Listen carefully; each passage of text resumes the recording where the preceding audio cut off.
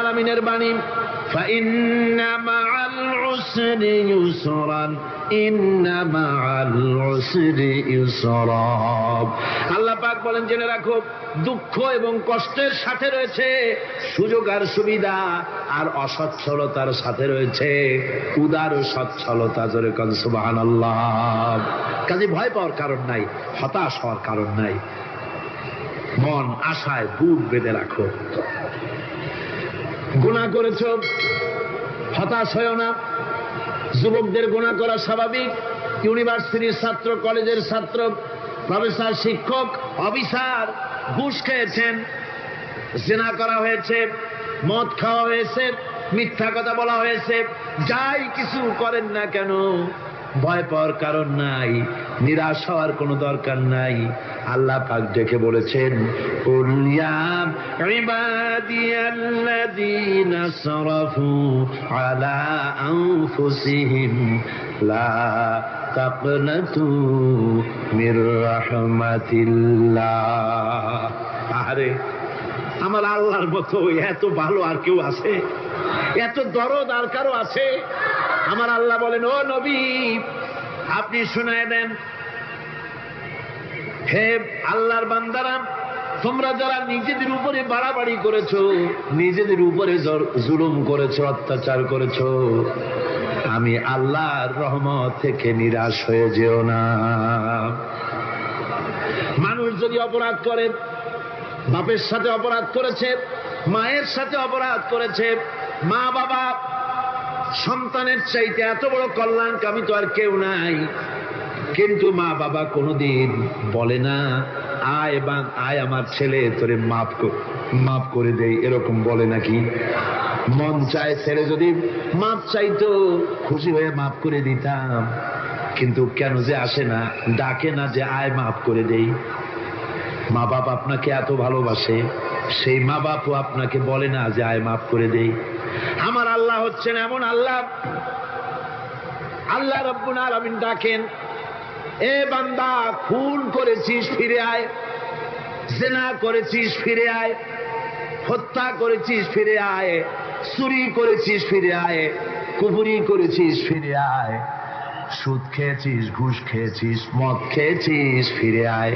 এসে আমার দরবারে চোখের পানি ফেল, আমার দরবারে কাঁদাকাটি কর। ইন্নাল্লাহা ইয়াগফিরুয যুনুবা জামিআ ইন্নাহু হুয়াল গফুরুর রহিম। আমার দরবারে চোখের পানি ফেলে কাঁদ, আমি রব্বুল আলামিন জিন্দেগীর গুনাহ মাফ করে দেব। সুবহানাল্লাহ কর, সুবহানাল্লাহ কর। আমার কাছে কাঁদ, চোখের পানি ফেল। আল্লাহ রাব্বুল আলামিনের কাছে বান্দার দুইটা ফোঁটা বেশি প্রিয়। একটা হলো জিহাদের ময়দানে যে রক্ত ফোঁটা দেওয়া হয়, এটা আল্লাহর কাছে প্রিয়। আর আল্লাহর ভয়তে গুনার জন্য লজ্জা করে, অনুশোচনা করে বান্দা যখন চোখের পানি ছেড়ে দেয়, আল্লাহর কাছে এটা অত্যন্ত প্রিয়। নবীজি বলেছেন, বান্দা যখন গুনার ভয়তে, আল্লাহর ভয়তে, জাহান্নামের ভয়তে অনুশোচনা করে যখন চোখ দিয়া পানি ছেড়ে দেয়, ওই চোখের পানি নাকের অর্ধেক আসতে না আসতে আল্লাহ রাব্বুল আলামিন বান্দারে মাফ করে দেয়। আল্লাহ বরদাস্ত করতে পারেন না যে বান্দা কান্দুক। আমার ভাইরা, আল্লাহ রহমত এই পৃথিবীতে, আল্লাহ রহমতকে 100 ভাগ করা হয়েছে। আল্লাহ রহমতের কত ভাগ? এই 100 ভাগের 1 ভাগ সারা পৃথিবীতে ছড়াই দেওয়া হয়েছে। আর 99 ভাগ কার কাছে? আল্লাহর কাছে। একটা ভাগ দুনিয়া ছড়ানো হয়েছে আদম আলাইহিস সালাম থেকে নিয়ে এই পর্যন্ত, এখান থেকে নিয়ে কিয়ামত পর্যন্ত পৃথিবীতে যত মানুষ আসবে, যত প্রাণী আসবে, তাদের মধ্যে প্রাণী জগতেও গাভী তার বাছুরকে ভালোবাসে ঠিক কিনা, হাতি তার বাচ্চাকে ভালোবাসে ঠিক কিনা, মুরগি তার বাচ্চাকে ভালোবাসে কিনা, প্রত্যেক মাই তার সন্তানকে ভালোবাসে মানুষের মতো। এই ভালোবাসা, স্নেহ, এই মমতা, এই করুণা, এই মহব্বত একটা ভাগ দুনিয়ায় দেওয়ার পর আপনি আর আমি যতটুকুন ভাগে পেয়েছি সেই মহব্বত, স্ত্রীর মহব্বতে অস্থির, মায়ের মহব্বতে অস্থির, সন্তানের মহব্বতে অস্থির। এখন চিন্তা করেন, একটা ভাগ সারা পৃথিবীতে বিতরণ করার পর যেটুক পেয়েছি তাতে যদি এত মহব্বত হয়, তাহলে এর 99 ভাগ মহব্বত যে আল্লাহর কাছে জমা আছে, এই বান্দার জন্য তার কত মহব্বত, এই বান্দার জন্য কত করুণা তার, কত মহব্বত তার, কত দয়া তার। এজন্য আল্লাহ রাব্বুল আলামিন বলেছেন, নাব্বি ইবাদি আন্নী আনাল গফুরুর রহিম। আমার নবী সুসংবাদ দিয়ে দাও, বান্দাদেরকে শোনায় দাও যে আমি আল্লাহ তাআলা ক্ষমাশীল আর দয়াবান। হুজুর কাঁদতেছিলেন, হযরত ওমর রাদিয়াল্লাহু তাআলা আনহু এসে দেখেন হুজুর একা কাঁদতেছে। হুজুর জিজ্ঞেস করছেন, হযরত ওমর জিজ্ঞেস করলেন, হুজুর আপনি কাঁদেন কেন একা একা?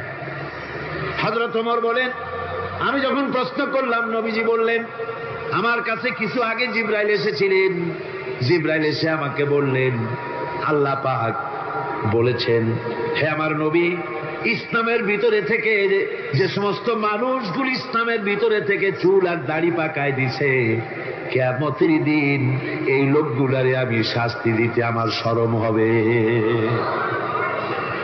হযরত ওমর বলেন, হুজুর উম্মতের জন্য কত বড় খোঁজ খবর এটা, আর আপনি কাঁদতেছেন। হুজুর বলেন, ওমর তুমি জানো না আমার কান্নার কারণ ভিন্ন। আমার কান্নার কারণ হলো যে আল্লাহ রাব্বুল আলামিন কিয়ামতের দিন দাড়ি চুল পাকা বান্দারে শাস্তি দিতে শরম করবেন, সেই দাড়ি চুল পাকা বান্দাগুলি আল্লাহর সাথে নাফরমানি করতে শরম করে না। আমি এই লজ্জায় কাঁদতেছি। ভাইরা, হুজুর আল্লাহ পাক বলেন, ও আমার নবী, রাতের আধারে যখন একটা বুড়া আমার দরবারে হাত উঁচু করে, একটা বুড়া মানুষ রাতের আধারে যখন আমার দরবারে হাত উঁচু করে আর যখন বলতে থাকে, রব্বুল আলামিন আমার পেছনের জীবনটা বড় খারাপ করেছি, এমন কোন কাজ জীবনে করি নাই যা তোমার কাছে কিছু দাবি করতে পারি, সব রকমের নাফরমানি করেছি, আজ আমি বুড়া হয়ে গেছি, কামাই করতে পারি না, ছেলে আমাকে চোখে দেখতে পারে না, পুত্রবধূ আমাকে ঘরে জায়গা দেয় না, আমার স্ত্রী আমাকে দেখতে পারে না, রোজগার করতে পারি না, হাঁটতে পারি না, চলতে পারি না, সবার কাছে আমি পিতা হয়ে গেছি, আমি দাঁড়াতে পারি না, কোমরে ব্যথা পাই, হাঁটুতে ব্যথা পাই, চলতে পারি না, কানে শুনতে পাই না, চোখে দেখতে পারি না, আর তোমার কাছে কিছু চাইয়া নেব এমন ভালো কাজও করি নাই। এইভাবে যখন বান্দা কাঁদতে থাকে আমার দরবারে, ও আমার হাবিব আমার রহমতের দরিয়ায় জোশ মেরে যায়, আমার শরম হয় এই বুড়াটারে কেমনে খালি হাতে ফিরাইয়া দেই। সুবহানাল্লাহ, সুবহানাল্লাহ। আমার আল্লাহর এত দয়া, আমার আল্লাহর এত মায়া, এত মহব্বত। আমার আল্লাহ রাব্বুল আলামিন বলেন, ওয়াইযা সালাকা ইবাদি আন্নী ফাইন্নী করিব। আমার হাবিব, আমার বান্দা আমার ব্যাপারে প্রশ্ন করে, আমি বান্দার একদম নিকটে। কোরআন শরীফের ভিতরে যত জায়গায় রাসূলকে বলা হয়েছে সুয়ালের কথা, আপনাকে প্রশ্ন করা হয়, আল্লাহ তার জবাব কুল এই কথা বলে জবাব দিয়েছেন। যত জায়গায় সুয়াল এসেছে, যেমন কোরআনে কারীমের মধ্যে আল্লাহ পাক বলেন, ওয়ায়াসআলুনাকা আনিল মাহিদ, মেয়েদের হায়েজ সম্পর্কে জিজ্ঞাসা করা হয়, কুল হিয়া আযা, হে নবী আপনি বলুন। এভাবে করে কুল দিয়ে জবাব দেওয়া হচ্ছে। আবার প্রশ্ন করা হচ্ছে, ওয়ায়াসআলুনাকা আনিল আনফাল, এই গনিমতের মাল সম্পর্কে হুজুর আপনাকে, হে নবী আপনাকে প্রশ্ন করা হয়। আল্লাহ কুল দিয়া জবাব দিলেন, আল্লাহ বলেন আপনি বলেন। ওয়ায়াসআলুনাকা আনিল খামরি ওয়াল মাইসির, আল্লাহ পাক বলেন নবী আপনারে প্রশ্ন করা হয়, কুল ফিহিমা ইসমুন কাবীর, আল্লাহ কুল দিয়া বললেন তুমি বলো। আবার বলা হলো ওয়ায়াসআলুনাকা আনিল আহিল্লা কুল হিয়া মাওয়াকিতু লিন্নাস। নবী, আপনাকে প্রশ্ন করা হয় চাঁদের ক্রমবর্ধমান এবং ক্রমহ্রাস, এই যে বাড়ে আর কমে, পূর্ণিমা হয় অমাবস্যা হয়, কেন হয়? আপনি বলুন কুল, আপনি বলেন এটা আমি অক্ত এবং সময়, বছর আর দিন গণনা করার জন্য পৃথিবীবাসীদের জন্য বিনা পয়সায় একটা ক্যালেন্ডার বানাইয়া আকাশে ঝুলাই রেখেছি। এভাবে যত জায়গায় এসেছে আপনাকে প্রশ্ন করা হয়, তত জায়গায় আল্লাহ জবাব দিয়েছেন কুল, আপনি বলেন। গোটা কোরআন শরীফের ভিতরে এই একটি মাত্র জায়গা যেখানে বলা হয়েছে আপনাকে প্রশ্ন করা হয়। আল্লাহ এখানে বলতে পারতেন কুল, আপনি বলেন, আল্লাহ তোমাদের নিকটবর্তী, এভাবে জবাব হয় নাই। এটা কায়দাটা হলো এই, আল্লাহ বলতেছেন ওয়াইজা সাআলাকা ইবাদি, ও আমার নবী, প্রশ্ন তো আমার বান্দারা আমার ব্যাপারে করেছে, এবার আপনার জবাবের কোনো দরকার নাই। প্রশ্ন আমার ব্যাপারে, আমি নিজে জবাব দিয়ে দেই, ফা ইন্নী কারীব। ও বান্দা, আমার ব্যাপারে প্রশ্ন করেছিস, জবাব আমি দেই, আমি তোর সবচাইতে বেশি নিকটে। সুবহানাল্লাহ, কত নিকটে? وَنَحْنُ أَقْرَبُ إِلَيْهِ مِنْ حَبْلِ الْوَرِيدِ। তোর যে রব, এই শাহরগের চাইতেও আমি তোর বেশি কাছে। সুবহানাল্লাহ। আমারে ডাক, আমারে ডাক, কলিজা দিয়া ডাক, অন্তর দিয়ে ডাক। মনের থেকে মানুষ যদি ডাকে, মুখের ডাক আর মনের ডাক এক জিনিস নয়। দিল সে জুবাত নিকলতি হ্যায়, असर रखती है पर नहीं मगर ताकते परवाज रखती है। দিল থেকে যে কথা বেরোয় তা প্রভাব বিস্তার করে, ডানা নাই কিন্তু ওড়ার ক্ষমতা রাখে। মনের কথাই ভিন্ন। মন থেকে, দিল থেকে, কলিজা থেকে, অন্তরের গভীর কন্দর থেকে মুহাব্বতের সাথে কেউ যদি একবার বলে আল্লাহ, বলেন আল্লাহ, আল্লাহ, আল্লাহ, আল্লাহ রাব্বুল আলামিন বলেন, অন্তরের অন্তঃস্থল থেকে একটি বার যদি বান্দা বলেন আল্লাহ, আল্লাহ বলেন 70 বার সাড়া দিয়া জিজ্ঞেস করি, বান্দা কি চাও, আমি তোমার কাছে আছি। সুবহানাল্লাহ, আমি তোর একদম কাছে, কি চাস বল, বল আমার কাছে। এমন দয়াবান, এমন মেহেরবান, এমন আল্লাহ আমাদের। সে আল্লাহ রাব্বুল আলামিন তিনি বলছেন وقال ربكم ادعوني استجب لكم। তোমাদের রব বলেছেন আমারে ডাকো, আমি আল্লাহ ডাকের সাড়া দিয়ে দেব। সুবহানাল্লাহ। কারে ডাকতে হবে? কারে ডাকতে হবে? এই বিশাল জনসমুদ্র একযোগে চিল্লায় কোন কারে ডাকতে হবে? কোন পীর সাহেবকে নয়, আল্লাহর কসম কোন খাজা বাবাকে নয়, ডাকতে হবে কারে? চিল্লায় এখন কারে? وقال ربكم ادعوني, তোমার রব তোমাকে বলতেছে আমারে ডাকো, আস্তাজিব লাকুম, আমারে ডাকবে আমি সাড়া দিয়ে দেব। সুবহানাল্লাহ। আল্লাহকে ডাকেন, কি চাই আপনার বলেন, কি চাই? আল্লাহর কাছে চান, আল্লাহ দিয়ে দিবেন। যাওয়ার জায়গা আল্লাহর কাছে চাইবেন, আল্লাহ দিবেন। দেওয়ার জায়গা, চাওয়ার জায়গা হলো সেজদায় পড়ে যাবেন। আমার ভাইয়েরা, জায়গাটা চিনায় দিলাম। মাজারে যাওয়া লাগবে না, কবরে যাওয়া লাগবে না। 2 রাকাত নামাজ পড়ে সেজদায় পড়ে গিয়া যত বিপদ আছে, মুসিবত আছে, সেজদার মধ্যে চোখের পানি ছেড়ে দেন আর কেন্দে কেন্দে জীবনের কথা বলেন। আল্লাহ রাব্বুল আলামিন আপনার আওয়াজ শুনবেন আর দোয়া কবুল করে নিবেন। কাঁদতে হবে আল্লাহর কাছে। কার কাছে? আল্লাহর কাছে। সুম্মা ইস্তাগফিরুল্লাহ, আর এরপরে সে যদি আমি আল্লাহর কাছে ক্ষমা চাই, ইয়াজিদিল্লাহ গফুরার রহিমা, সে আমি আল্লাহকে গফুর এবং রহিম হিসাবে পাবে। সুবহানাল্লাহ। আল্লাহকে গফুর এবং রহিম হিসাবে পাওয়া যাবে। সব আল্লাহকে বলতে হবে, গুনাহ মাফ চাইতে হবে। এই জন্য হুজুর সাল্লাল্লাহু আলাইহি ওয়াসাল্লাম দৈনিক 100 বার তওবা করতেন। কোন হাদিসে আছে 70 বার, কোন হাদিসে আছে 100 বার তওবা করতেন। নামাজের পরে তো প্রত্যেক নামাজই পড়তেন হুজুর, সালাম ফিরাতেন আর সাথে সাথে বলতেন আল্লাহু আকবার, আস্তাগফিরুল্লাহ, আস্তাগফিরুল্লাহ, আস্তাগফিরুল্লাহ। মনে থাকবে আপনাদের? মনে থাকবে? সালাম ফিরাইয়া কি বলবেন? না, সালাম ফিরাবার সাথে সাথে বলবেন আল্লাহু আকবার, তারপরে পড়বেন আস্তাগফিরুল্লাহ, আস্তাগফিরুল্লাহ, আস্তাগফিরুল্লাহ। তওবা করবেন, আল্লাহর কাছে সবসময় গুনাহ মাফ চাইতে থাকবেন, বিনীত থাকবেন। আল্লাহকে পাওয়া যাবে, তাকে রহিম হিসেবে পাওয়া যাবে। সুতরাং ঈমান বিল্লাহ, আল্লাহর প্রতি ঈমান আনলে পরে চতুর্থ নম্বরের যে উপকারটা হবে সেটা হলো হতাশায় ভুগবে না, নিরাশায় ভুগবে না, আশায় বুক বেঁধে উঠবে, ঈমান মজবুত হবে, আল্লাহর কাছে মানুষ বিনয়ী হয়ে যাবে। এবার পঞ্চম নম্বরের উপকার আমি বলছিলাম, ঈমান বিল্লাহ, আল্লাহর প্রতি ঈমান আনলে পরে অসংখ্য উপকার হয়, অসংখ্য বৈশিষ্ট্য আছে। এর 6টা উপকারের কথা আমি বলবো। কয়টা? অসংখ্য উপকারের ভিতরে প্রধান 6টি উপকারের কথা বলবো। এর বললাম কয়টা?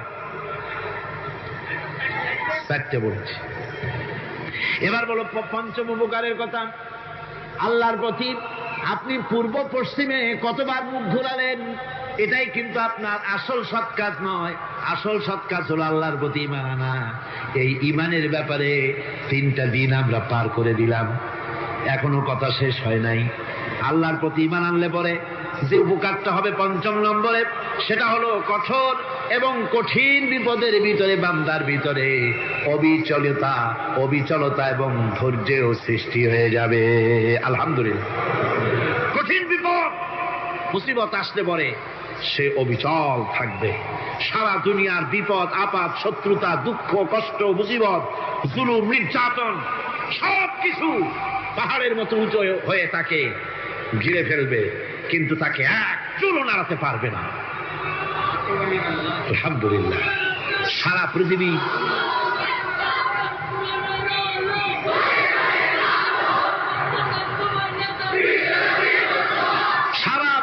একদিকে আর সে একা একদিকে থাকবে।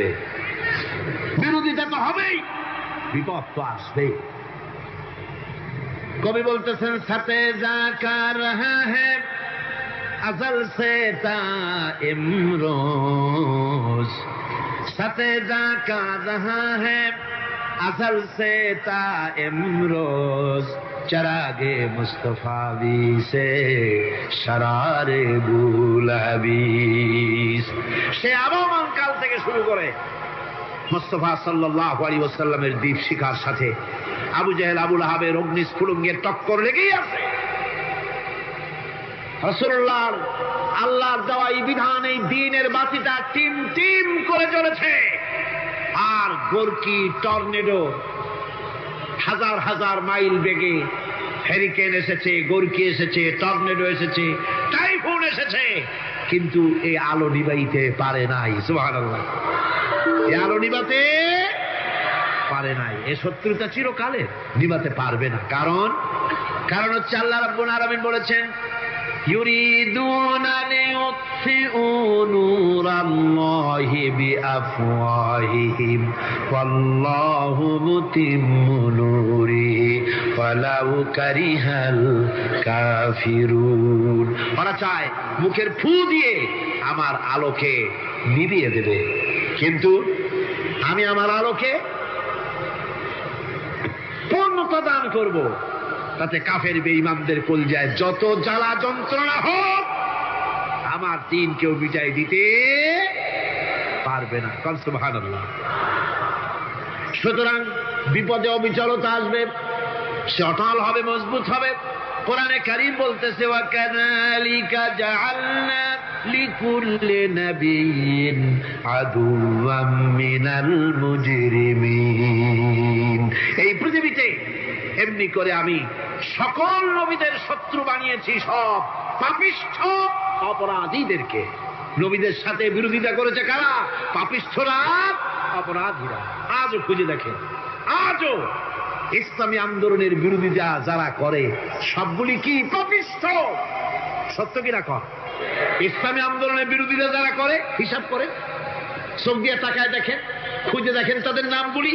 মদখোর, জেনাকার, বদমাশ, চোর, হাইজাকার, বেনামাজি, লুটেরা, মিথ্যাবাদী, সবচাইতে সমাজের নিকৃষ্ট লোকগুলি ইসলামের বিরোধিতা করে।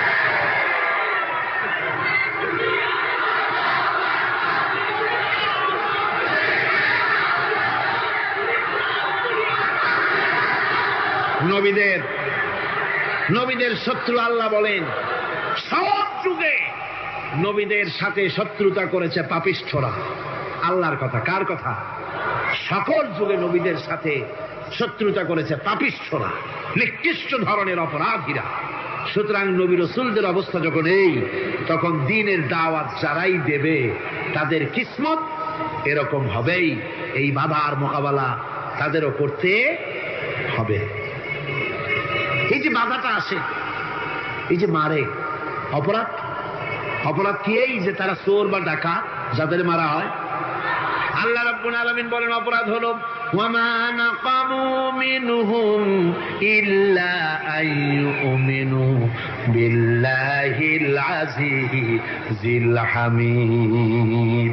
অপরাধ হচ্ছে ইমানদার লোকদের উপরে নির্যাতন চালিয়েছে, অন্য কোনো কারণে নয়। কারণ একটাই, তারা আল্লাহর জমিনে আল্লাহর দ্বীন প্রতিষ্ঠা করতে চেয়েছে, আর কোনো অপরাধ না। জমিন আল্লাহর, জমিন কার? এই বিশাল জনসমুদ্র গর্জে উঠুন একযোগে, বলুন জমিন কার? আইন চলবে কার? এখানেই সংঘর্ষ বেঁধেছে আবহমান কাল ধরে। মানুষ অত্যাচারিত হয়েছে, সাহাবায়ে কেরাম অত্যাচারিত হয়েছে। বুখারী শরীফের হাদিসে এসেছে রাসূল করিম সাল্লাল্লাহু আলাইহি ওয়াসাল্লামের কাছে হযরতে খাব্বাব গিয়ে উপস্থিত হয়েছিলেন। হযরতে খাব্বাব বলেন, হাদিসটা এভাবে লেখা হয়েছে বুখারীতে, ওয়ান খাব্বাব বিন আরিদ রাদিয়াল্লাহু তাআলা আনহু قال شكونا إلى رسول الله صلى الله عليه وسلم وهو متوسد بردة له في ظل الكعبة। রাসূলুল্লাহর কাছে গেলাম, কাবা শরীফের কাছে গিয়া দেখি নবীজি একটা চাদর গায়ে দিয়ে তিনি আরাম ফরমাচ্ছিলেন কাবা শরীফের ছায়ায়। সেখানে গিয়ে বললাম, আলা তাস্তানসিরু লানা আলা তাদউ লানা ইয়া রাসূলুল্লাহ, হে আল্লাহর রাসূল, আপনি কি আমাদের জন্য আল্লাহর কাছে দোয়া চাইবেন না? আপনি কি আল্লাহর কাছে আমাদের জন্য সাহায্য চাইবেন না? আমাদের লোকগুলিকে, মুসলমানগুলিকে মারতে মারতে তো শেষ করে ফেলে দিল। তারা আমাদের সুমাইয়াকে মারলো, আমাদের খাব্বাবকে উটের সাথে পায়ের দড়ি লাগায় টানলো, আমাদের খোবায়েবকে তারা আগুনের উপরে চিৎ করে শোয়ায় রাখলো, না খায় রাখতেছে, মারতেছে, কষ্টে তো শেষ হয়ে গেলাম। হুজুর, আপনি কি আমাদের জন্য দোয়া করবেন না? হাদিস শরীফে এসেছে নবীজি উঠে বসলেন সোজা হয়ে। নবীজি বলেন, ও আমার সাহাবী, ও খাব্বাব, শোনো, তোমাদের আগে এই পৃথিবীতে যারা দ্বীনের দাওয়াত দিতে এসেছিলেন তাদেরকে সমকালীন রাষ্ট্র শক্তি, সমাজ শক্তি তাদেরকে ধরত। ফায়ু খাজুর রাজুলো, তাদেরকে তারা ধরত। ফায়ুফারু লাহু ফিল আরদ, আর তার জন্য জমিনের ভিতরে কবর বানাইতো। ওই কবর ফায়ু জালু ফিহা, ওই কবরের ভিতরে তাকে কোমর পর্যন্ত গেড়ে দিত। সুম্মা ইউতা বিল মানসার, এরপরে করাত আনতো। ফায়ুদাউ আলা রাসিহি, এরপরে ওই করাত তার মাথার উপরে রাখতো। ফায়ুজআলু নিসফাইন, এরপরে করাত দিয়া চিরে জীবিত মানুষটারে দ্বিখণ্ডিত করে ফেলে দিত। মা ইয়াসুদ্দুহু যালিকা আন দীনিহি। ও আমার খাব্বাব, এত কষ্ট দেওয়ার পরেও সেই যুগের কোন মুসলমানকে, দ্বীনের দায়ীদেরকে আল্লাহর দ্বীন থেকে এক চুলো তারা সরাই দিতে পারে নাই, এক চুলো সরাতে পারে নাই। ওয়াল্লাহি, ও খাব্বাব, আমি আমার আল্লাহর নামে কসম করে বলছি, লা ইউতাম্মান্নাল্লাহু হাযাল আমরা হাত্তা ইয়াসিরা আর-রাকিবু মিন সানা ইলা হাযরামাউত। আমি কসম করে বলি, আল্লাহ রাব্বুল আলামিনের এই সানা থেকে হাযরামাউত পর্যন্ত লোকেরা যাতায়াত করবে, সুন্দরী রমণীরা গমন করবে, সদাগরেরা যাতায়াত করবে, টাকা নিয়া পয়সা নিয়া যাতায়াত করবে। তাদের মনের মধ্যে লুটের ভয়, টাকার ভয়, চুরির ভয়, ডাকাতির ভয়, জেনার ভয়, হত্যার ভয়, ধর্ষণের ভয়, কোনো ভয় থাকবে না। লা ইয়াখাফু ইল্লাল্লাহ, আল্লাহ ছাড়া কোনো ভয় থাকবে না। এমন একটা সমাজ, এমন একটা সময় আসবে। ওয়ালাকিন্নাকুম তাস্তাজিলুন, অথচ খুব তাড়াহুড়ো তোমরা করতেছো। তাড়াহুড়ো করো না, সময় আসবে ইনশাআল্লাহ। আমার ভাইয়েরা, আমার বন্ধুগণ, কঠিন বিপদে অবিচলতা এবং ধৈর্যের দৃষ্টান্ত রেখে গেছেন আম্বিয়া আলাইহিমুস সালাম। সুবহানাল্লাহ। কঠিন বিপদে অবিচলতা, দৃঢ়তা, ধৈর্য কারে বলে, তার দৃষ্টান্ত কারা রেখেছেন? আম্বিয়া আলাইহিমুস সালাম। ওনারাই আমাদের আদর্শ, নবীরাই আদর্শ। সাহাবায়ে কেরাম রিদওয়ানুল্লাহ তাআলা আলাইহিম আজমাইন আমাদের আদর্শ। ভাইরা আমার, মুসা আলাইহিস সালামকে ফেরাউন যখন ঘিরে ফেলে দিল, কোরআনের সব কথা গল্প গুজবার ইতিহাসের জন্য লেখা হয় নাই। কোরআনের মধ্যে যা লেখা হয়েছে সব বান্দাদের উপদেশের জন্য, যাতে করে লোকেরা চিরটা কাল এর থেকে উপদেশ নিয়ে নিজেদের তৈরি করতে পারে। জোরে বলেন সুবহানাল্লাহ। মুসা আলাইহিস সালামের কথা আল্লাহ বলেন, ফেরাউন তাকে ঘিরে ফেলে দিল, পালাবার রাস্তা নাই। ফালাম্মা تراءى الجمعان قال أصحاب موسى إنا لمدركون। মুসা আলাইহিস সালামের উম্মতেরা বললেন, হে মুসা, পাকড়াও হয়ে গেছি, পালাবার রাস্তা নাই। তিন দিক থেকে আমাদেরকে ঘেরাও করেছে ফেরাউনের শক্তি। সামনে কি? দরিয়া, আর তিন দিকে কি? ঘেরাও আন্দোলন। পালাবার পথ নাই, পালাবার পথ নাই। সারাশি আক্রমণ, ঘেরাও আন্দোলন। এই যে ঘেরাও টেরাও তো আজকে নতুন নয়, ঘেরাও আসছে অনেক আগের থেকে। আসলে কথা বুঝতে পেরেছি। মাইক না থাকলে আমি কি করবো কন? আজকে এরকম হচ্ছে কেন? আগামীকাল ঠিক হবে ইনশাআল্লাহ, রাগ করেন না। গান হচ্ছে, বসেন বসেন। শয়তান ঢুকছে মাইকের মধ্যে। অনেক সময় হয় কি, মাইকের হাই পাওয়ারের যে মেশিন আছে, এর ভিতরে ইথার থেকে রেডিওর ওই গানগুলি ওর মধ্যে ঢুকে পড়ে। কথা বুঝতে পেরেছে? এই জন্য শয়তান তো আর বসে থাকে না, ওরও তো কিছু করার আছে। ধৈর্য ধরেন, ধৈর্য ধরেন। কালকে অপারেটরদেরকে মাওলানা শামসুদ্দিন সাহেবের কাছে অনুরোধ করবো, অপারেটর একটু ভালো করে হেদায়েত করে দেবেন। মাইকে আজকে আমার নিজেরও কষ্ট হচ্ছে, আমিও বুঝতে পারছি না যে আমার কথাগুলি কি আওয়াজে বেরোচ্ছে, যার জন্য আমাকে বেশি চিল্লাইতে হচ্ছে। বক্তাকে কি লাউডে তার কথা বেরোচ্ছে তা তার কানে আসতে হয়, তাহলে বোঝা যায় যে আমার কথাগুলি কিভাবে বেরোচ্ছে। এটা এই অবস্থায় সিচুয়েশন আজকে নাই, এবং লোকেরাও মাইকের ব্যাপারে আজকে অভিযোগ করেছে, যা বিগত 16 বছরে করে নাই। সেটের ব্যাপারে কোথাও কোনো অসুবিধা হয়েছে? মাইকটা ভালো, এবং মাইক যারা দেন প্রতি বছর খেদমত করে, আল্লাহ তাদের প্রতি রহম করুন। সবাই বলেন আমিন। এদেরকে রাগ করে পথে পাই আবার মারধর করেন না। সিলেটের যে তাফসির মাহফিল হয়, বিগত 19 বছর তাফসির করেছি একটানা, এবার 20 বছর পুরো হবে ইনশাআল্লাহ। সিলেটে একটানা 20 বছর তাফসির করতেছি সেখানে। তো মাইক, একটা লোক বিনা পয়সায় মাইক দেয়, মাইকের ভাড়া সে নেয় না। তাফসিরের মাহফিলের মাইকের ভাড়া নেয় না। যে বছর এরশাদ সরকার আমাকে প্লেন থেকে নামতে দিল না, আপনাদের মনে আছে? সিলেট থেকে ফিরাই দিল। এই খবরটা মাইকম্যান যখন শুনেছে যে আমাকে নামতে দেয় নাই, ফিরাই দেওয়া হয়েছে, সাথে সাথে স্ট্রোক করেছে, হার্ট ফেল করে দুনিয়া থেকে বিদায় হয়ে গিয়েছে। সিলেটে তাফসির হতে পারবে না, এই কথা সে বরদাস্ত করতে পারে না। আমি কেঁদেছি আর দোয়া করেছি, আল্লাহ, কোরআনের মহব্বতে লোকটার এই অবস্থা হলো, তোমার জান্নাত তুমি দয়া করে তাকে দান করে দিও। কাজে কোনো ব্যবসায়ী চায় না যে তার ব্যবসাটা খারাপ হোক, লোকেরা মন্দ বলুক। এ মাইকের ব্যাপারে আপনারা আজকে রাগারাগ করেন না, যা হয়েছে কালকে ভালো হবে ইনশাআল্লাহ। সবাই বলেন ইনশাআল্লাহ।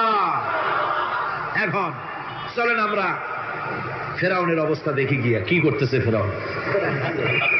মুসা আলাইহিস সালামকে ঘেরাও করে ফেলেছে, পালাবার উপায় নাই। একদিকে দরিয়া, তিন দিকে ফেরাউনের শক্তি। এই যে ঘেরাও টেরাও, মানে নতুন তো না, ধর্মঘট নতুন না, পুরানো জিনিস। এই পৃথিবীতে সর্বপ্রথম ধর্মঘট কিসের উপরে হয়েছে জানেন? এই পৃথিবীর প্রথম ধর্মঘট হয়েছে পেঁয়াজ, রসুন আর ডাইলের উপরে। মুসা আলাইহিস সালামের জামানায় লান নাসবিরা আলা তাআমিন ওয়াহিদ, আমরা এক রকমের খাদ্য আর খাবো না, আমাদের পেঁয়াজ দেওয়া লাগবে, ডাল দেওয়া লাগবে, রসুন দেওয়া লাগবে। সর্বপ্রথম ধর্মঘট হয় মুসা আলাইহিস সালামের জামানায়, সেখান থেকে শুরু হয়েছে। কিন্তু মশাল মিছিল যে আসলো কই থেকে, এইটা আমি খুঁজে পাইনি। পরে প্রত্যেকটা জিনিসের ইতিহাস আছে, আমি খুঁজতে খুঁজতে পেলাম। আমি জানি না এর ইতিহাস মূলে কোথায়, কিন্তু আমি যতদূর খুঁজে পাইছি সেটা হলো মশাল মিছিলের আবিষ্কার হয়েছে লঙ্কায় রাবণের সময়। হনুমানের লেজে আগুন দিয়া তারপরে লঙ্কা কাণ্ড ঘষালো, নামই আছে লঙ্কা কাণ্ড। হনুমানেরা লেজে আগুন দিয়ে রাবণ যে লঙ্কায় মশাল মিছিল করেছিল হনুমানদের দিয়া, ওই হনুমানের ওই সিস্টেমটা এখনো আমাদের দেশে চালু আছে। এইটা আসলে কোন ভদ্রলোকের এই মিছিল হওয়া উচিত না। আগুন নিয়ে কিসের মিছিল? আগুন হলো জাহান্নামের প্রতীক। আগুন কিসের প্রতীক? জাহান্নামের প্রতীক। যদিও আমাদের উপকারে লাগে, কাজে লাগে। সুতরাং আমরা যা করব, প্রত্যেকটা জিনিসের পেছনে সুন্নতে নববীর কোনো না কিছু থাকতে হবে। কথা বুঝতে পেরেছেন? তিন দিক থেকে ঘেরাও হয়ে গেছে, পালাবার কোনো রাস্তা। হযরতে মুসা আলাইহিস সালামের কাছে উম্মতেরা বললেন, পালাবার তো কোনো পথ নাই, এখন উপায়টা কি? আমাদের তো আর উপায় নাই। মুসা আলাইহিস সালাম দেখেন বিপদে পড়ে গেছেন, কিন্তু ধৈর্য হারান নাই, ভয় পান নাই। ভয় পাইছিলেন? ভয় পেয়েছেন? প্রশ্নই ওঠে না। মুসা আলাইহিস সালাম আল্লাহ পাক যাদেরকে বলেছেন উলুল আযম রাসূল, যাদের বলেছেন তার মধ্যে হযরত মুসা একজন উলুল আযম পয়গম্বর। সাত্বিকারী কথা না, আল্লাহ কথা বলছেন তার সাথে, কালিমুল্লাহ তিনি। সুবহানাল্লাহ। কর মুসা আলাইহিস সালাম শোনালেন, কাল্লা ইন্না মাইয়া রাব্বি সায়াহদিন। কখনো নয়, আমার উম্মতেরা ভয় পেও না, আমার রব অবশ্যই আমাকে পথ দেখাবে। সুবহানাল্লাহ। তিন দিক থেকে শত্রু, একদিকে দরিয়া, পালাবার কোন রাস্তা নাই। সেখানে দৃঢ়তার সাথে তিনি বলছেন, অবশ্যই আমার আল্লাহ আমারে পথ দেখাবে। সুবহানাল্লাহ। নবীরা এই দৃঢ়তা দেখিয়েছেন, অবিচলতা দেখাইছেন। আল্লাহ পাক মুসা আলাইহিস সালাম যখন এই দৃঢ়তা দেখালেন, এই অবিচলতা দেখালেন, সঙ্গে সঙ্গে জিবরাইল এসে হাজির হয়ে গেলেন। আল্লাহ পাক বলেন, ফাআওহাইনা ইলা মূসা আন আদরিব বিআসাকাল বাহরা ফানফালাকা ফাকানা কুল্লু ফিরকিন কাত্তাউদিল আযীম। মুসা আলাইহিস সালামকে আমি ওহী নাযিল করলাম, তাকে বললাম হাতে যে লাঠি আছে, এই লাঠি দিয়ে আঘাত করো দরিয়ার উপরে। দরিয়ার উপরে আঘাত করলেন, একটা রাস্তা হয় নাই, 12টা রাস্তা তৈরি হয়ে গেল। আর দেওয়ালগুলা পাহাড়ের মতো উঁচা হয়ে গেল। দরিয়ার ভিতরে পাহাড়ের মতো উঁচা, মজবুত 12টা রাস্তা। এবার মুসা আলাইহিস সালাম তার দলবল নিয়ে চললেন। আল্লাহ রাব্বুল আলামিন বলেন, وأنجينا موسى ومن معه أجمعين। মুসা এবং তার সাথী সঙ্গীদেরকে আমি পার করে দিলাম। মুসা আলাইহিস সালাম এবং তার সাথী সঙ্গী নিয়ে যখন দরিয়ার মাঝখানে আসছে, ফেরাউন তার দলবল নিয়ে এসে গেছে। আসে দেখে নদীর মধ্যে রাস্তা। বাবা, গুপ্ত কায়দা। ও মনে করছে ওর বাজানের তৈরি করা ডিস্ট্রিক্ট বোর্ডের রাস্তা। ওর লোকজন নিয়ে নেমে গেছে দরিয়ার ভিতরে। ও আসছে মাঝখানে, মুসা আলাইহিস সালাম চলে গেছেন ওপার, দরিয়া পার। মাঝখানে যখন এসে গেল, আল্লাহ রাব্বুল আলামিন পানিকে অর্ডার করলেন কুন। আল্লাহর তো বটন টেপা লাগে না, মুখ দিয়া কোনো হুকুম করা লাগে না, শুধু বলেন কুন। যে ব্যাপারে কুন বলেন ফায়াকুন, সাথে সাথে হয়ে যায়। আল্লাহ বললেন কুন, আর অমনি রাস্তা বন্ধ হয়ে গেল। এবার তুফান শুরু হয়েছে নদীতে, ঢেউয়ের উপরে ঢেউ, মৌজুন কাল জিবাল, পাহাড়ের মতো। উঁচু হয়ে হয়ে ঢেউ আসতেছে, দলবল ঘোড়া আর অস্ত্রপাতি যা ছিল সব মরেছে। এবার ফেরাউন একা উপরে ওঠে আর নিচে নামে, পানি খেতে খেতে পেটের কাম সারা, জনমের খাওয়া খাইছে পানি। এখন জান যায় বাঁচবার আর উপায় নাই, বাঁচবার আর উপায় নাই। ফেরাউন তার নিজের জীবন সম্পর্কে হতাশ হয়ে গেল। এবার ফেরাউন বলতেছে, আমানতু আন্নাহু লা ইলাহা ইল্লাল্লাযী আমানাত বিহি বানু ইসরাঈল।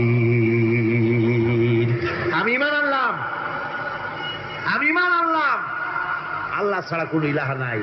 ওই আল্লাহর উপর ঈমান আনলাম যে আল্লাহর উপরে ঈমান এনেছে বনি ইসরাঈলেরা।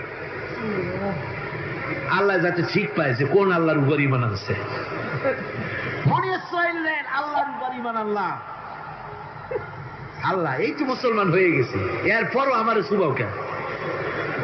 আল্লাহ রাব্বুল আলামিন জবাবে বলেন, আল আন, এখন وَقَدْ عَصَيْتَ قَبْلُ وَكُنْتَ مِنَ الْمُفْسِدِينَ। এখনই মানানোর কথা বলছো, অথচ যুগের পর যুগ, বছরের পর বছর ধরে আমার মানুষের উপরে মন গড়া আইন চালাইছ, আমার পয়গম্বরের সাথে বেয়াদবি করেছ। আজ তোমাকে আমি ছাড়ছি না, তোমাকে আজকে ছেড়ে দেব না, আমি তোমাকে মারব। আর সমস্ত প্রাণীগুলিকে, স্থলচর প্রাণীগুলিকে আল্লাহ পাক অর্ডার দিয়া দিলেন, এই ফেরাউনের লাশকে ডুবাবি না, পচাবি না, খাবি না। আল ইয়াউমা নুনাজ্জিকা বিবাদানিক, আমি তোমার শরীরে বাঁচায় দেব। পোকে খাবে না, পানিতে পচবে না, মাছে খাবে না, কুমিরে খাবে না, দুনিয়ার কোনো পশুতে খাবে না। আমি তোরে সুটকি বানাইয়া রাখবো, যাতে করে দুনিয়ার সমস্ত ফেরাউন যত যুগে যুগে আসে তোরে দেখে যেন হেদায়েত নিতে পারে। ফেরাউনকে আল্লাহ সুটকি বানায় রাখছে। আমি ফেরাউনদের লাশ দেখেছি ব্রিটিশ মিউজিয়ামে। ফেরাউন তো একটা না, অনেকগুলা। আসলটারে অবশ্য দেখিনি। ব্রিটিশ মিউজিয়ামে ওই ফেরাউনগুলার লাশ যখন অসুবিধা হয়, মমিগুলি, তখন ইংল্যান্ডে নিয়ে যায় চিকিৎসা করাবার জন্য। চোখ টোক আছে গর্তের ভিতরে, তারপরে চামড়া টামড়া হাড়ের সাথে মিশানো, ওইভাবে চেহারা দেখলে মনে হয় যে সত্যি ফেরাউনিগুলো। আর ব্রিটিশের কাম, মিশর থেকে নামছে এমন কোন জিনিস নাই। আমি সেখানে এক বক্তৃতা বলছিলাম, আপনারা এদের এখন সভ্য, এদের এখন ভদ্র, এরা হলো ইন্টারন্যাশনাল চোর। ওরা সারা দুনিয়া চুরি করেছে। লন্ডনে বক্তৃতা করেছি, সারাটা দুনিয়া চুরি করছে, আমাদের দেশকে শোষণ করেছে। এই বিশাল ভূভাগকে শোষণ করে ইংল্যান্ডের দ্বীপটাকে তারা সাজাইছে। তারা ময়ূর সিংহাসনের, শাহজাহানের ময়ূর সিংহাসনের ময়ূরের বাম চোখে কোহিনূর মণি লাগাইছিলেন। শাহজাহান ময়ূরের ডান চোখে কোহিনূর মণি লাগায় নাই। কোহিনূর মণির অনেক দাম, আমি দেখে এসেছি মণি। এখন সেটা কুইন এলিজাবেথের মুকুটে শোভা পাচ্ছে। সেই মণি এমনি বলে প্রবাদে, 7 রাজার ধন এক মাণিক্য, বলেন এরকম, অনেক দাম। শাহজাহান দেখালেন, আমি মুসলমান, আমার কাছে এটার দাম নাই, এই জন্য ময়ূরের ডান চোখে লাগালাম না, বাম চোখে লাগাই দিলাম। এইটারে চুরি করছে। তারপরে মিশর থেকে, মিশরের মমি চুরি করেছে, জুতা চুরি করছে, ছাতি চুরি করছে, পিসা চুরি করেছে। আমি বললাম, এগুলা কি ভদ্রলোক নাকি? এরা জুতা চোর, পিসা চোর, লাঠি চোর, সব চুরি করছে। যাই দেখেন ব্রিটিশ মিউজিয়ামের মধ্যে সব দুনিয়ার চুরি করা জিনিস নিয়ে তারা মানুষকে দেখাইয়া পয়সা উপার্জন করছে। টিপু সুলতানের তরবারিটা পর্যন্ত চুরি করেছে। আজ পর্যন্ত ব্রিটিশ মিউজিয়ামে টিপু সুলতানের তরবারিটা আছে, আমি তরবারিটা দেখে এসেছি। আমার বন্ধুগণ, বলতেছিলাম যে পৃথিবীতে আল্লাহ রাব্বুল আলামিন নবীরা তাদের চরিত্র দিয়ে বিপদের মোকাবেলা করে, দুনিয়ার সামনে কঠিন বিপদের মোকাবেলা করে অবিচলতা, দৃঢ়তা দেখায় গেছেন যে কেমন করে এই পৃথিবীতে বিপদের সামনে মোকাবেলা করতে হয়। ধৈর্য ধরতে হবে, বিপদ আসবে পাহাড় সমান হয়ে, আপনাকে ধৈর্য ধারণ করতে হবে সেভাবে বুক বেঁধে। যেহেতু এটা যদি বিশ্বাস হয় যে আমার কিসমতে যা আছে তার থেকে বেশি কিছু হবে না, তাহলেই আপনার ধৈর্য আসবে, ভয় পাবেন না। কথা ঠিক কিনা কন? এবারে হযরত হুদ আলাইহিস সালাম সম্পর্কে আল্লাহ রাব্বুল আলামিন বলেন, হযরতে হুদকে যখন ষড়যন্ত্র হলো কাফির বেঈমানেরা তাকে মেরে ফেলার জন্য যখন সরকারি ষড়যন্ত্রে লিপ্ত হয়ে গেল, হযরতে হুদ সমাজের এই চ্যালেঞ্জের মোকাবেলা করলেন।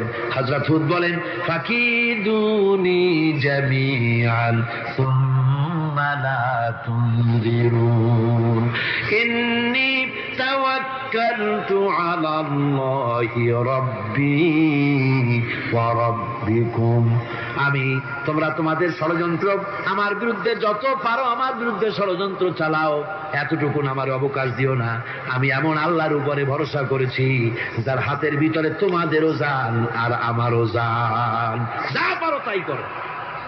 সরকার সমস্ত শক্তি একত্রিত হয়ে আমার মোকাবেলা করো। একদিকে হুদ আলাইহিস সালাম, আর একদিকে গোটা জাতি। হযরত হুদ ভয় পায় নাই। সুবহানাল্লাহ খান। ঈমান বিল্লাহ মানুষের কলিজাকে এভাবে শক্ত করে দেয়। কোন আলহামদুলিল্লাহ।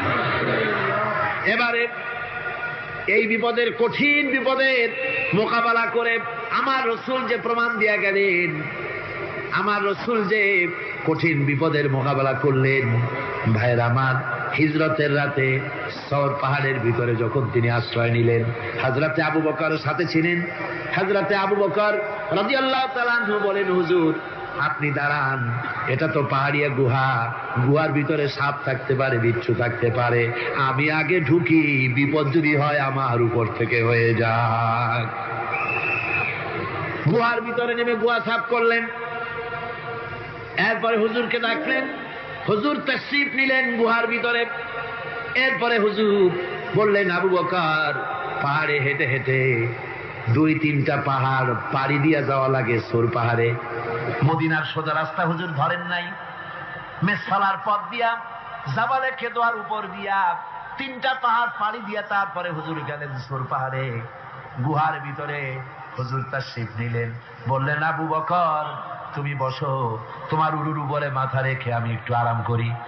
হযরতে আবু বকর বসলেন, হুজুর তার উরুর উপরে মাথা রেখে ঘুমায় গেলেন। আর এরপরে কাফির বেঈমানেরা তালাশ করতে করতে কাফেরেরা এসে গেল পায়ের চিহ্ন দেখে দেখে গর্তের কাছে। হযরত আবু বকর ভয়তে কেঁদে ফেললেন, আহারে আর কি উপায় নাই, এবার তো ধরা পড়ে গেছি, এবার নবীজিকে মেরে ফেলে দেবে। নবীর মহব্বতে, নিজের মহব্বতে নয়, নবীর মহব্বতে কাঁদতেছিলেন। হুজুর বলেন, হুজুরের ঘুম হয়ে গেল। বলো, আবু বকর কাঁদতো কেন? ছেলের কথা, মেয়ের কথা, বিবির কথা, বাড়ির কথা মনে পড়লো নাকি? হযরত আবু বকর বলেন, ইয়া রাসূলুল্লাহ, আল্লাহর কসম করে বলি, যেদিন ঈমান এনেছি এই কলিজার ভিতরে মা বাপ, স্ত্রী, পুত্র, পরিজন, এমনকি আমার নিজের জীবনের চাইতে আপনারে বেশি ভালোবাসি। কান্দো কেন? কান্দো কেন? হযরত আবু বকর বলেন, হুজুর ধরা পড়ে গেছি, কাফেররা এসে গেছে গর্তের কাছে, তাকালি আমাদের দেখতে পাবে, আমরা তো মাইনরিটি, ওরা তো মেজরিটি, আমরা তো ধরি মারি ফেলাই দেবে, আপনাকে মেরে ফেলে দেবে, এই জন্য কাঁদি। আল্লাহ রাব্বুল আলামিন, হুজুর তখন কি দৃঢ়তা, কি অবিচলতা, কি ধৈর্যের পাহাড় সম মনোবৃত্তি তখন দেখালেন। আল্লাহ কোরআন শরীফে চিরকাল যাতে মানুষেরা হেদায়েত নিতে পারে সেজন্য হুজুরের কথা উঠায় দিলেন কোরআনে। আল্লাহ পাক বলেন, ইযহুমা ফিল গার ইয ইয়াকুলু লিসাহিবিহি লা তাহজান ইন্নাল্লাহা মা'ানা। ও বন্ধু, ভয় পেও না, আল্লাহ আমাদের সাথে আছেন। সুবহানাল্লাহ। আল্লাহ আমাদের সাথে আছেন। আমরা মাইনরিটি নই, আমরাই মেজরিটি। আল্লাহ আছে আমার সাথে, ভয় পাওয়ার কোনো কারণ নাই। সুবহানাল্লাহ। আল্লাহ পাক বলেন ফাআনসালাল্লাহু সাকিনাতাহু আলাইহি ওয়া আইয়াদাহু বিজুনুদিন লাম তারাওহা। আমি এদের অন্তরের ভিতরে আমি শান্তি নাজিল করে দিলাম, প্রশান্তি দিয়া দিলাম, আর আমি সাহায্য করলাম, আর এমন সব সৈন্য পাঠায় দিলাম যে সৈন্যগুলি তোমরা দেখতে পাও নাই। সুবহানাল্লাহ ওয়া বিহামদিহি।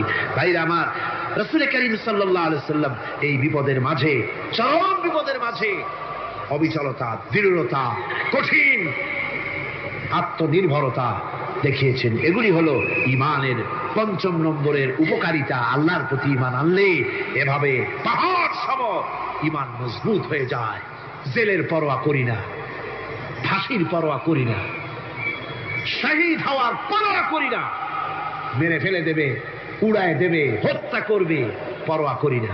পরোয়া করি কেবলমাত্র কাকে? বলে বলেন কারে? এইরকম মুসলমান হাজার হাজার লাখ লাখ দরকার নাই, ৩১৩ জন যথেষ্ট।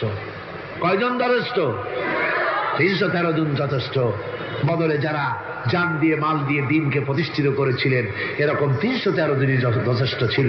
এই দৃঢ়তা, এই অবিচলতা, এই ঈমান, এই ধৈর্য শিক্ষা দেয়, এই উপকার করে ঈমান বিল্লাহ। আল্লাহর প্রতি ঈমান আনলে এভাবে পাহাড়ের মতো শক্ত হয়ে যায় কলিজা। কোন আলহামদুলিল্লাহ। আমার বন্ধুগণ, এবার আমি বলবো সর্বশেষ উপকারের কথাটা বলি, মোনাজাত ছেড়ে দেব। কয়টার কথা বলছিলাম? উপকার ৬টা উপকারের কথা বলেছি। অনেকগুলি বৈশিষ্ট্য, অনেকগুলি উপকারের মধ্যে আল্লাহর প্রতি ঈমানের ৬টা উপকারের কথা ৫টা বলা হয়ে গেছে। এবার ৬ষ্ঠ নম্বর এবং শেষ নম্বর, এটা হচ্ছে আল্লাহর প্রতি ঈমান আনলে পরে তার দ্বারা সবচাইতে বেশি ফায়দা পায় সমাজ এবং রাষ্ট্র। কোন আলহামদুলিল্লাহ, কোন আলহামদুলিল্লাহ। আল্লাহর প্রতি ঈমানের দ্বারা নৈতিক সংশোধন হয় এবং রাষ্ট্র আর সমাজ সবচাইতে বেশি উপকৃত হয়। কারণ হলো ঈমানদার ব্যক্তি আল্লাহর প্রতি যে ঈমান এনেছে, তার মনের মধ্যে ধারণা এটা হয়, আমার কোনো কাজ তো গোপন থাকে না। ইন্নাল্লাহা লা ইয়াখফা আলাইহি শাইউন ফিল আরদি ওয়ালা ফিস সামা। আল্লাহর কাছে গোপন বলতে কিছু নাই, আকাশেও নাই, জমিনেও নাই, কোনো কিছু গোপন নাই। সুতরাং আমি যা করি সব আল্লাহ দেখেন এবং শোনেন। এমনকি মানুষ যে কল্পনা করে, সে কল্পনাও আল্লাহ টের পায় না, নাকি? টের পায় কিনা? ওয়াইন তুবদু মিন আনফুসিকুম আও তুখফুহু ইউহাসিবুকুম বিহিল্লাহ। মনের ভিতরে যে কল্পনা করো, আল্লাহ পাক বলেন এই কল্পনারও হিসাব আমি রব্বুল আলামিন তোমার কাছ থেকে নেব। ফায়ুআযযিবু মান ইয়াশাউ, যারে খুশি শাস্তি দেব, আর যারে খুশি আমি মাফ করে দেব। জোরে বলেন সুবহানাল্লাহ। ফায়াগফিরু লিমান ইয়াশা ওয়া ইউআযযিবু মান ইয়াশা, যারে খুশি মাফ করব, যারে খুশি শাস্তি দেব, কল্পনারও হিসাব নেব। এই কথা মুমিনের যদি জানা থাকে, তাহলে আর তার কোনো চিন্তা থাকে না, তার নৈতিক চরিত্র ভালো হয়ে যায়। কোন সুবহানাল্লাহ। আমার বন্ধুগণ, ঈমানদার লোক, আল্লাহর প্রতি ঈমান আসলে পরে সমাজ উপকৃত হয়, রাষ্ট্র উপকৃত হয়ে যায়। যেহেতু বান্দা জানে আমি দায়িত্বহীন কোনো কথা বলতে পারবো না, দায়িত্বহীন কোনো কাজ করতে পারবো না। আল্লাহ পাক বলেছেন, মা ইয়ালফিযু মিন কাউলিন ইল্লা লাদাইহি রাকীবুন আতীদ। বান্দা এমন কোনো কথা বলে না যে কথা আমার ফেরেশতারা রেকর্ড করে না রাখে। কাজী মুমিন ব্যক্তি আল্লাহর ভয়তে দায়িত্বহীন কথা বলবে না। নির্বাচন আসতে পরে রাস্তা সোনা দিয়ে বান্ধায় দেব, এই করব সেই করব, না খাইয়া কেউ মরবেন না। আসে না নির্বাচনের সময় সারাগালি বদনারা মঞ্চে দাঁড়িয়ে কত বড় বক্তৃতা করে, ভাইয়ের আমার, বোনের আমার, এবার আমার বোতল মার্কা বাক্স, আপনারা আমাকে ভোট দিয়ে দেশ এবং জাতির আরেকবার 12:30 বাজাইবার সুযোগ দিন। এবার ক্ষমতায় গেলে কেউ না খাইয়া মরবেন না, কিন্তু কি খাইয়া মরবে তাও বলেন।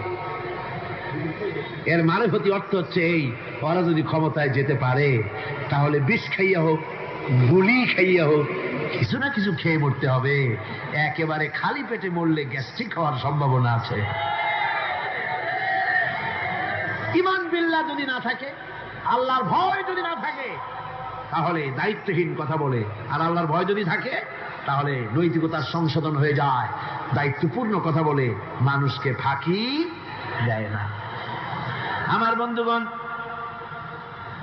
আল্লাহ রাব্বুল আলামিন তার বান্দা যারা আল্লাহকে ভয় করে, সে ভয় করা বান্দাগুলির মনের মধ্যে এই চিন্তা এসে যায়, আমি যেখানে থাকি না কেন আল্লাহ আমাকে দেখতেছেন, শুনতেছেন। রাতে হোক দিনে হোক, যেখানে আছি আল্লাহ আমারে দেখতেছেন। আল্লাহ পাক বলতেছেন, ওয়া হুয়া মাআহুম ইয ইউবাইতুনা মা লা ইয়ারদা মিনাল কওলি ওয়া কানা আল্লাহু বিমা ইয়ামালুনা মুহীতা। আল্লাহ পাক বলেন, আমি তো আমার বান্দার নিকটে তখনও থাকি যখন সে গোপনে গোপনে রাতের বেলায় আমার মর্জির খেলাফ পরামর্শ করে। আমার মর্জির খেলাফ পরামর্শ করতেছে রাত্রে, আমি তো তখনও কাছে থাকি, ওটা আমি শুনি। ঈমান যদি আসে, তাহলে এই সব কাজ থেকে সে বিরত থাকে। সে যদি কম হয় সেখানেও আল্লাহ, বেশিও যদি হয় সেখানেও আল্লাহ। এমন কোন জায়গা আছে নাকি চিটাগংয়ে যেখানে আপনি একটা আকাম করবেন আর আল্লাহ টের পাবে না? কোন আছে নাকি? আচ্ছা, চট্টগ্রামে না থাকুক, বাংলাদেশের কোন জায়গা আছে নাকি? পার্বত্য চট্টগ্রামে যত পাহাড় আছে, উঁচু নিচে জায়গা আছে, ওই জায়গায় বোধহয় আছে নাকি? সারা পৃথিবীতে আছে কোথাও? আল্লাহকে ফাঁকি দেওয়ার জায়গা কোথাও? সব স্পষ্ট। আল্লাহ কি ঘুমায় নাকি? ঘুমায়? তার কাছে দিনও যায়, রাতও যায়। সমানে তিনি দেখতে পান, শুনতে পান, সবকিছু দেখতে পান, সবকিছু শুনতে পান। তাকে ফাঁকি দেওয়ার কোনো উপায় না। এই জন্য ৬ষ্ঠ নম্বরের উপকার যেটা হয় সেটা হলো সমাজ উপকৃত হয় ওই মানুষ দিয়ে যার মধ্যে ঈমান আছে। হযরত ওমর রাদিয়াল্লাহু তাআলা আনহু রাতের আধারে শেষ রাত্রে ঘুরতেছিলেন, দেখেন এক বাড়িতে কথা হচ্ছে, কথাবার্তার আওয়াজ পাওয়া যায়। মনে করলেন কোন অসুখ বিসুখ নাকি। ঘরে গিয়ে কান পাচ্ছেন দেওয়ালের সাথে, শুনতে পাচ্ছেন ভিতরে বুড়ি মা তার মেয়েকে বলছে, এই মেয়ে ওঠ, উটের দুধ দোয়াই নিয়ে আসছি, এর মধ্যে পানি মিশা, তারপর সকালে বাজারে নিয়ে যা। মেয়ে বলছে, মা এই কামটা আমি পারবো না। কেন পারবি না? হযরত ওমর ফরমান জারি করেছেন, দুধে পানি মিশাতে নিষেধ করেছেন, কাজে এই কাজটা আমি পারবো না। আরে বেটি, আমিরুল মুমিনিন দেখ এখন কোথায় যাই, ঘুমায় আছে, সে কি দেখতেছে নাকি যে পানি মিশাই না কি মিশাই? মেয়ে বলতেছে, মা আমিরুল মুমিনিনকে ফাঁকি দেওয়া যেতে পারে, তার পুলিশ বাহিনীকে ফাঁকি দেওয়া যেতে পারে, কিন্তু আল্লাহ রাব্বুল আলামিনের চোখকে ফাঁকি দেওয়া যাবে না। হযরত ওমর এই কথা শুনে বাড়ি চলে গেলেন আর নিজের ছেলেকে ডেকে বললেন, ছেলে আমার, অমুক জায়গায় একটা বাড়ি আছে, সেখানে একটা যুবতী মেয়ে আছে, ওই মেয়েটার বিয়ে হয়েছে কিনা শোনো, যদি বিবাহ না হয়ে থাকে তুমি তোমার নিজের বিয়ের প্রস্তাব দাও। আমিরুল মুমিনিন এই মেয়েটা সুন্দরী কেমন, স্বাস্থ্য কেমন কিছুই দেখলেন না, দেখলেন তাকওয়া। কি দেখলেন? আল্লাহর ভয়। আল্লাহর ভয় যখন একটা জাতির মধ্যে আসে, পুলিশ লাগে না, পুলিশের কাজ কমে যায়।